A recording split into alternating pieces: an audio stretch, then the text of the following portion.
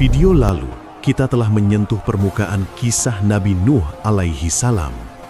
Namun semakin kita gali, semakin kita sadar bahwa kisah ini bukan sekadar tentang azab, tapi tentang bagaimana Allah mengatur alam semesta dengan hukum-hukumnya yang presisi. Masih banyak dari kita yang bertanya-tanya tentang detail kejadiannya. Bagaimana mungkin umat manusia musnah jika banjirnya hanya lokal? Bagaimana nasib hewan-hewan di benua lain? Melanjutkan video skala banjir Nabi Nuh, ternyata masih banyak miskonsepsi yang beredar tentang apakah banjir ini global, seluruh planet, atau lokal, regional. Di video ini, saya sudah merangkum analisis komprehensif yang memadukan tafsir Al-Quran, dalil nakli, dengan temuan geologi dan genetika modern, bukti akli. Kita akan membahas secara spesifik kenapa banjir global setinggi Gunung Everest itu mustahil secara hukum fisika termodinamika, dan kenapa hipotesis banjir lokal di Mesopotamia justru adalah skenario yang paling masuk akal secara sains maupun teks agama. Kita akan bedah satu persatu, mulai dari makna kata munhamir hingga pendaratan di Bukit Judi. Simak sampai habis agar tidak gagal faham. Mari kita perdalam pemahaman kita, bukan hanya untuk menambah wawasan, tapi untuk mempertebal keimanan. Kisah banjir besar pada masa Nabi Nuh alaihi salam adalah peristiwa katastrofik yang menjadi titik temu krusial antara teologi samawi dan sejarah geologi bumi. Peristiwa ini bukan sekadar cerita masa lalu, melainkan sebuah riset peradaban yang meninggalkan jejak pada memori kolektif berbagai bangsa.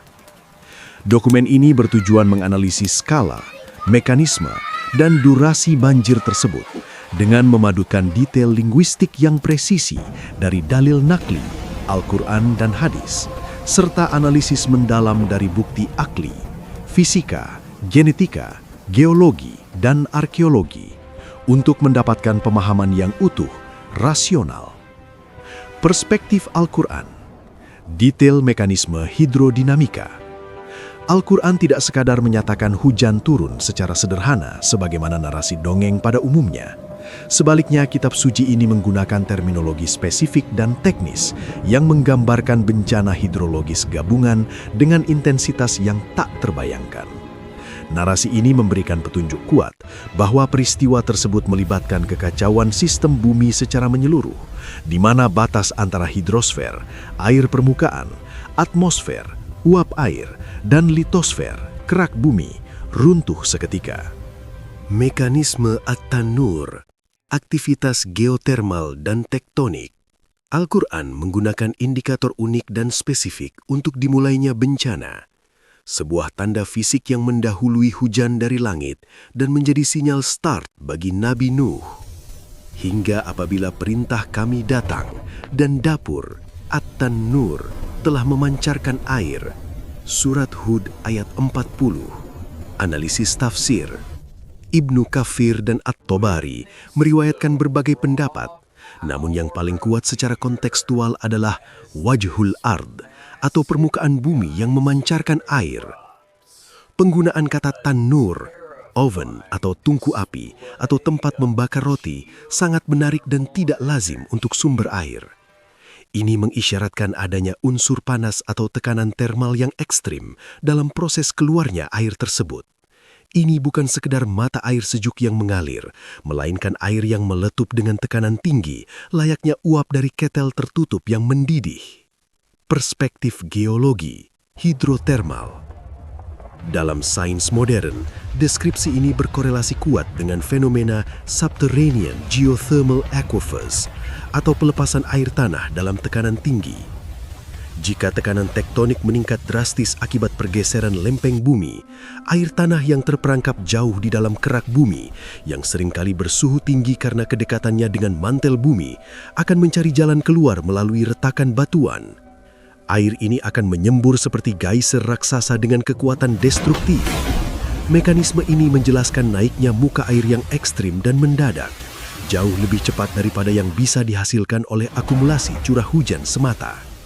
Air bah ini datang dari dua arah, menghantam dari atas dan meletus dari bawah pijakan kaki.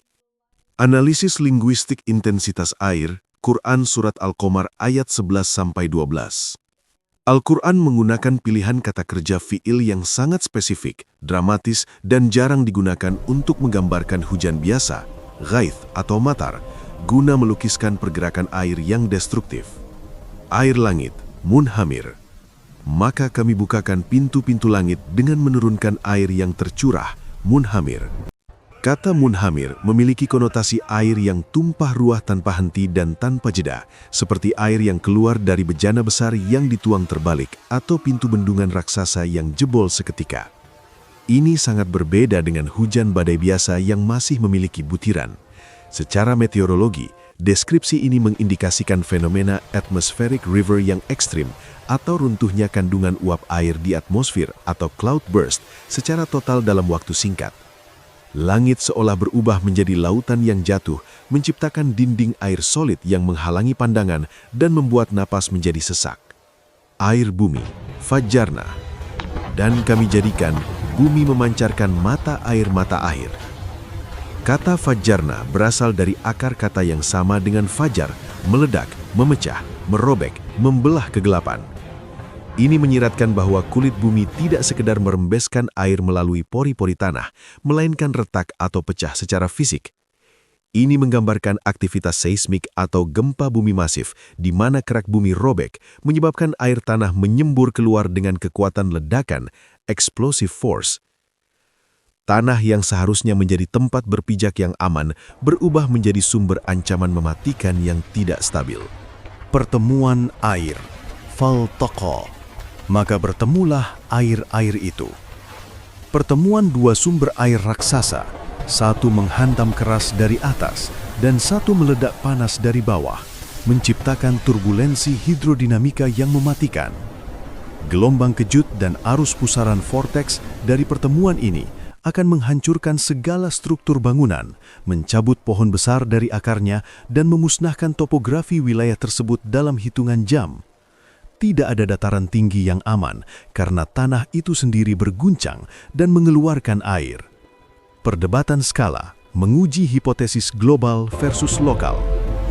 Perdebatan teologis dan akademis mengenai apakah banjir ini meliputi seluruh bola bumi, global, atau hanya wilayah peradaban manusia saat itu, lokal masif, dapat diuji validitasnya melalui hukum-hukum fisika, termodinamika, dan biologi yang telah Allah tetapkan di alam semesta ini, sunnatullah.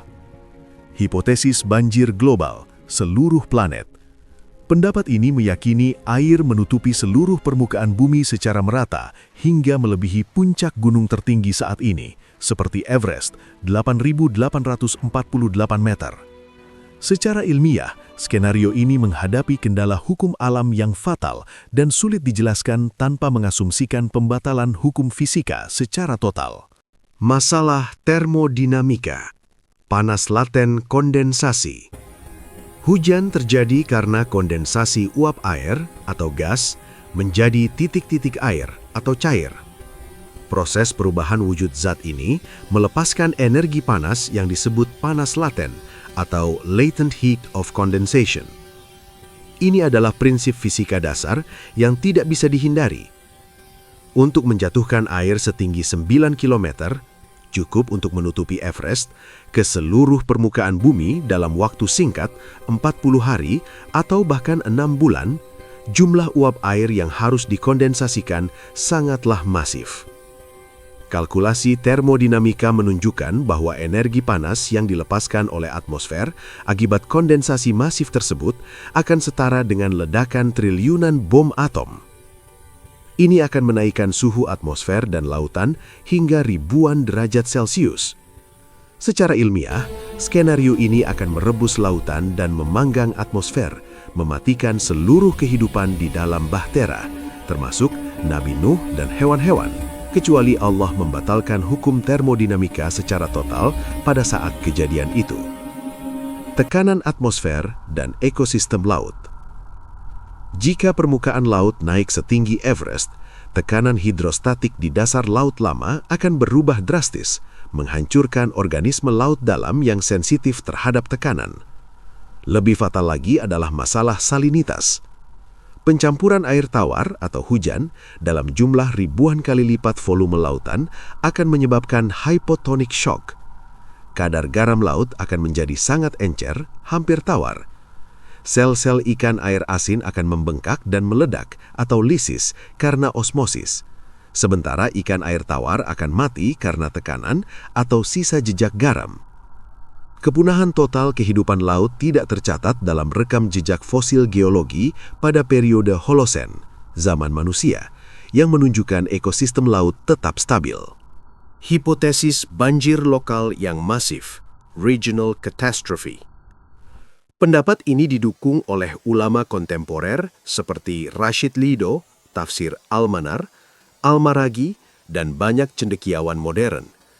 Mereka menyatakan istilah al-ard dalam Al-Quran seringkali merujuk pada negeri, tanah, atau wilayah tertentu seperti ard Mesir untuk tanah Mesir, bukan planet bumi secara astronomis. Logika genetika, generic bottleneck. Jika seluruh hewan di muka bumi musnah total sekitar 4.000 hingga 5.000 tahun lalu dan spesies direpopulasi hanya dari sepasang induk di Bahtera, kita akan melihat tanda leher botol genetik atau generic bottleneck yang ekstrim pada DNA semua spesies hewan saat ini, singa, kanguru, gajah, panda, dan lain-lain. Bottleneck ini ditandai dengan keragaman genetik yang sangat rendah dan tingkat inbreeding yang tinggi, seperti yang terjadi pada populasi cheetah saat ini, yang sangat rentan penyakit. Fakta sains menunjukkan keragaman genetik yang sangat luas dan sehat atau heterozigositas tinggi pada sebagian besar hewan tersebut, yang membuktikan bahwa populasi mereka tidak pernah menyusut menjadi hanya 2 ekor dalam kurun waktu sejarah manusia modern. Hal ini menguatkan interpretasi bahwa hewan yang dibawa Nabi Nuh adalah hewan ternak atau domestik lokal yang spesifik, seperti kambing, domba, sapi, onta, ayam, yang diperlukan untuk memulai kehidupan baru bagi komunitasnya pasca bencana, bukan koleksi zoologi seluruh spesies liar di dunia. Bukti geologi dan arkeologi spesifik. Situs Shurupak dan Kish, Irak. Penggalian arkeologis oleh tim seperti Sir Leonard Woolley di situs Ur menemukan lapisan lempung banjir atau flood stratum yang tebalnya tidak wajar, 60 cm hingga 3 meter, yang memutus lapisan budaya secara mendadak. Lapisan ini steril dari artefak manusia maupun sampah dapur, memisahkan periode Jemdet Nasr sekitar 2900 SM dengan periode dinasti awal. Ini menunjukkan adanya periode di mana wilayah tersebut tertutup air dan lumpur dalam waktu lama, sehingga tidak ada aktivitas manusia. Topografi cekungan Mesopotamia. Wilayah Tigris-Eufrat adalah cekungan landa yang sangat luas dan datar, dikelilingi pegunungan Zagros di timur dan Gurun Arabia di barat. Jika terjadi banjir bandang gabungan atau hujan ekstrim plus luapan sungai plus badai laut atau storm surge dari Teluk Persia, air tidak memiliki jalan keluar. Ini menciptakan lautan inland atau danau raksasa sementara yang bisa menggenang selama berbulan-bulan sebelum akhirnya surut perlahan melalui proses evaporasi lambat dan penyerapan tanah kembali. Bukti sejarah. Daftar Raja Sumeria, era setelah banjir. Artefak. Prisma Sumerian King List, seperti Prisma Welt Blundell, adalah catatan sejarah kuno yang membagi raja-raja menjadi 2 kelompok, sebelum banjir dan setelah banjir. Kalimat kunci. Prasasti itu secara harfiah menulis, setelah banjir menyapu rata dan kerajaan turun sekali lagi dari surga, kerajaan itu ada di Kish. Perubahan drastis umur. Raja sebelum banjir atau antediluvian tercatat berkuasa ribuan tahun, misal Alulim 28.000 tahun, angka simbolis atau mitos. Raja setelah banjir atau post-diluvian memiliki masa kekuasaan yang menyusut drastis. Raja pertama setelah banjir di Kish adalah Jushur atau Kula Sinabel, diikuti generasi berikutnya seperti Etana hingga Gilgamesh. Masa kekuasaan mereka perlahan turun menjadi rentang umur manusia normal. Signifikansi. Perubahan drastis dalam catatan sejarah ini menjadi bukti independen bahwa ada satu peristiwa besar, banjir, yang memutus garis sejarah dan mereset peradaban manusia. Mengapa butuh kapal jika banjir lokal? Jika hanya lokal, kenapa tidak bermigrasi atau pindah tempat saja? Jawaban. Mekanisme at-tanur atau ledakan air mendadak membuat evakuasi darat mustahil dilakukan. Bencana datang terlalu cepat. Selain itu, membawa hewan ternak di kapal bertujuan untuk ketahanan pangan pasca bencana. Setelah banjir surut, tanah akan berlumpur dan butuh waktu bertahun-tahun untuk pulih. Hewan ternak adalah modal ekonomi untuk membangun kembali peradaban yang musnah. Lokasi pendaratan. Koreksi geografis Al-Quran. Al-Quran memberikan koreksi spesifik dengan menyebutkan Bukit Judi, Qs Hud 44, berbeda dengan tradisi Yahudi atau Kristen yang populer menyebut Pegunungan Ararat. Perbedaan ini bukan sekedar variasi nama, melainkan memiliki implikasi geografis, logis, dan keselamatan pasca banjir yang signifikan. Analisis lokasi Judi atau Judidah. Terletak di koordinat 37 derajat 22 menit utara, 42 derajat 28 menit bujur timur, Turki Selatan, dekat perbatasan Suriah dan Irak. Ketinggian puncak sekitar 2100 mdpl. Logika hidrologi. Jika banjir melanda dataran rendah Mesopotamia, Irak modern, arus air secara alami akan mengalir dari utara ke selatan menuju teluk. Namun, jika level air sangat tinggi hingga menjadi lautan yang tenang, bahtera yang terapung akan terombang-ambing mengikuti angin.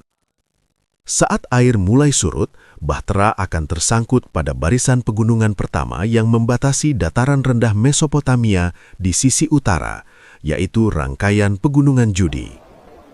Ini adalah pelabuhan alam pertama bagi bahtera yang hanyut dari arah selatan. Kesesuaian habitat. Bukit Judi memiliki lereng yang landai dan iklim yang memungkinkan tumbuhnya vegetasi, seperti pohon zaitun dan tanaman perdu, segera setelah air surut. Ini memungkinkan manusia dan hewan ternak untuk segera mencari makan, membuat tempat berteduh sementara, dan bertahan hidup tanpa harus menghadapi cuaca ekstrim. Analisis lokasi Ararat, Agri-Dagi. Ketinggian puncak 5.137 meter di atas permukaan laut, sangat tinggi. Logika survival. Ararat adalah gunung berapi strato yang curam, berbatu tajam, dan puncaknya tertutup gletser abadi sepanjang tahun. Mendarat di sini membutuhkan banjir setinggi 5 km, mustahil secara fisika air.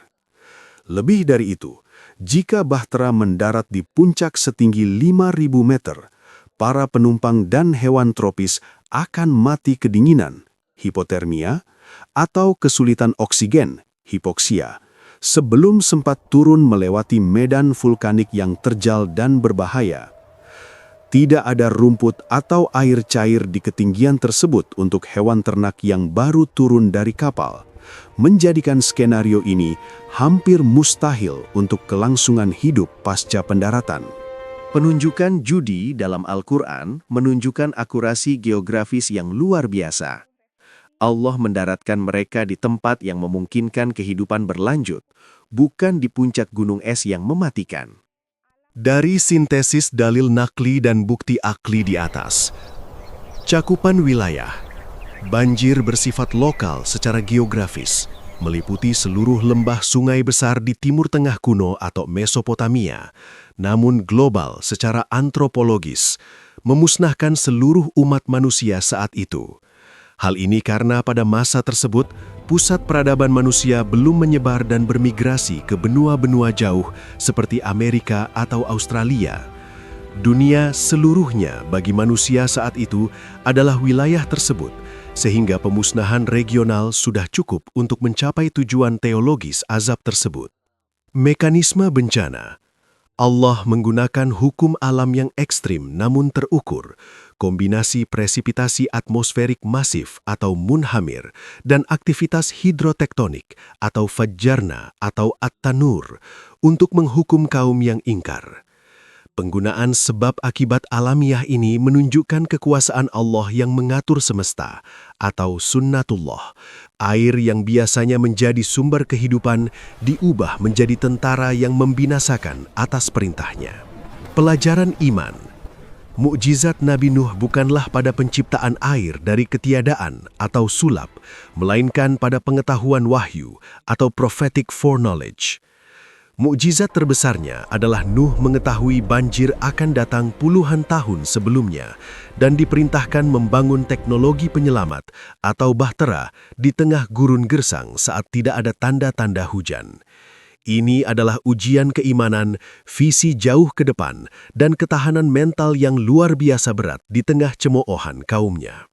Bahtera Nuh mengajarkan bahwa keselamatan membutuhkan perpaduan antara tawakal spiritual dan ikhtiar teknologi.